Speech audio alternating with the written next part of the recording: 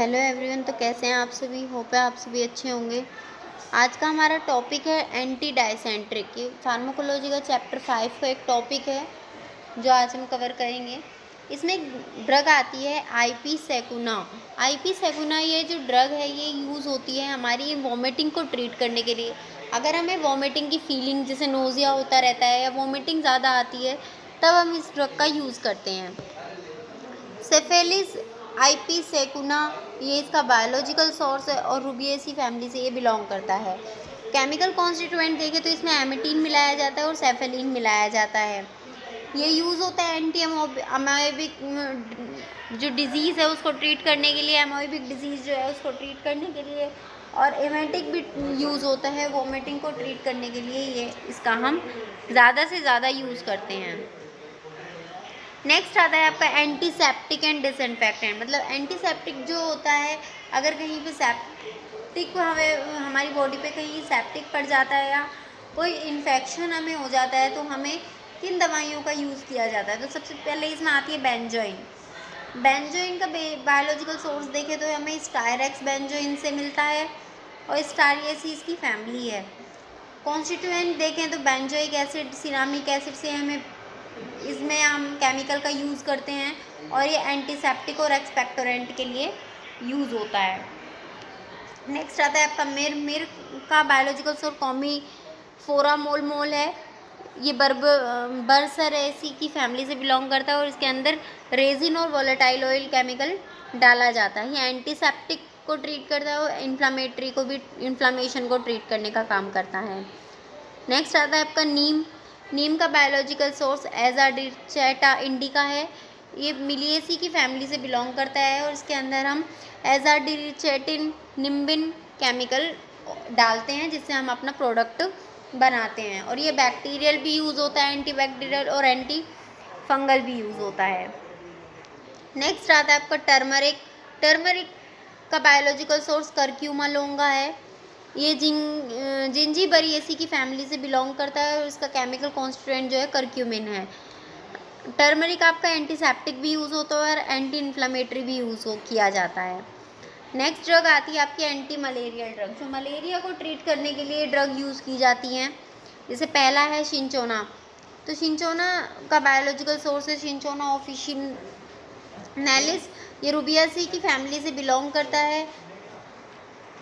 इसके अंदर क्विनिन और क्विनिडीन मिलाया जाता है और ये मलेरिया को ट्रीट करने के लिए यूज़ होता है। नेक्स्ट आता है आपका आर्टिमेशिया। आर्टिमेशिया का बायोलॉजिकल सोर्स है आर्टिमेशिया अनुआ।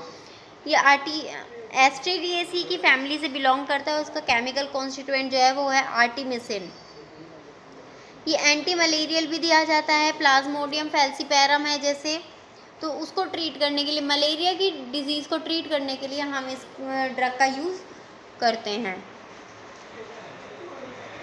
नेक्स्ट आता है आपका ऑक्सीटॉक्सिक। ऑक्सीटॉक्सिक में ड्रग आती है आपकी जैसे इरगोट।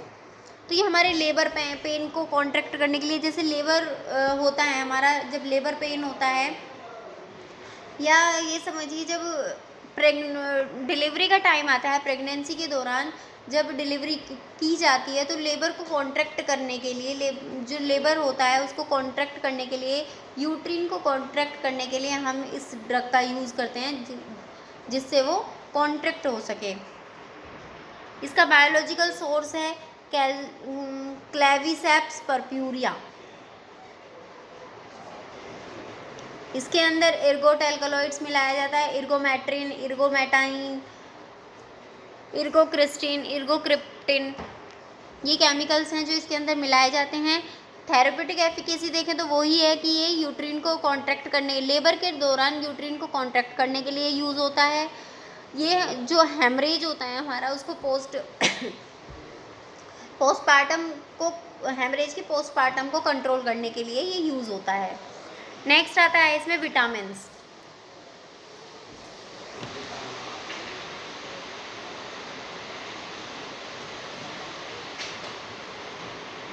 विटामिन्स में आपके आते हैं जैसे कॉड लिवर ऑयल है। तो कॉड लिवर ऑयल जो है वो आपको कॉड फिश से, गैडस मोरुआ से मिलता है और इसके केमिकल कॉन्स्टिट्यूएंट देखिए तो इसमें हर टाइप के विटामिन्स डाले जाते हैं। ओमेगा 3 फैटी एसिड डाला जाता है, तो vitamin A, vitamin D, vitamin डाला जाता है और EPA DHA भी इसके अंदर ऐड किया जाता है।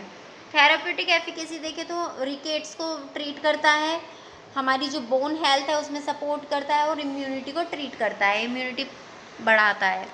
नेक्स्ट आता है इसमें shark liver oil. Shark liver oil deep sea shark से हमें ऑब्टेन होता है और इसके अंदर हम alkyl glyceryl, squalene, vitamin A, vitamin D को ऐड करते हैं। यूजेस देखें तो इम्यून स्टिमुलेट है, एंटीऑक्सीडेंट है, प्रोमोट करता है वाउंड हीलिंग, मतलब जख्म को भरने के लिए ये ज़्यादातर यूज़ किया जाता है। नेक्स्ट आता है आपका एंजाइम्स। एंजाइम्स में आता है जैसे आपका पपाया है, तो पपाया एक अनराइप फ्रूट है जो कि कैरी का पपाया से आपको प्राप्त होता है और इसके अंदर हम पप्पीन एंजाइम को ऐड करते हैं, पेट्रोलाइटिक एंजाइम को। यूजेस देखें तो डाइजेशन में ये यूज़ होता है, एंटी इन्फ्लामेटरी प्रिपरेशन भी बनाई जाती है इससे। नेक्स्ट आता है आपका डायस्टेज। डायस्टेज का बायोलॉजिकल सोर्स देखें तो एस्परजिलियस ओरजेई इसकी बायोलॉजिकल सोर्स है और ये अमाइलेज एंजाइम इसके अंदर केमिकल इंक्लूड किया जाता है। ये स्टार्च को मेल्टोस में कन्वर्ट करता है और डाइजेस्टिव में यूज़ किया जाता है, हमारा जो डाइजेस्टिव सिस्टम है उसको ट्रीट करने के लिए यूज़ किया जाता है। नेक्स्ट आता है आपका पैनक्रिएटिन। पैनक्रिएटिन का बायोलॉजिकल सोर्स देखें तो ओक्स पैनक्रियाज है या होग पैनक्रियाज है, जिसके अंदर ट्रिप्सिन, एमाइलेज और लाइपेज को हम ऐड करते हैं और ये डाइजेशन को ट्रीट करता है और हमारे जो पैनक्रियाज है उसको इनसफिशिएंट बनाता है, उसको ट्रीट करने का काम करता है। नेक्स्ट है इसमें यीस्ट।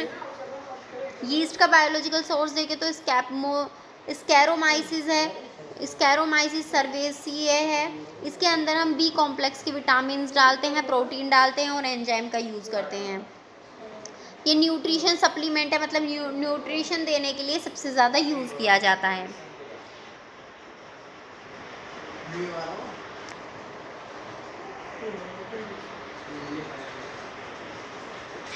तो यहाँ पे हमारा ये पार्ट जो है कंप्लीट होता है।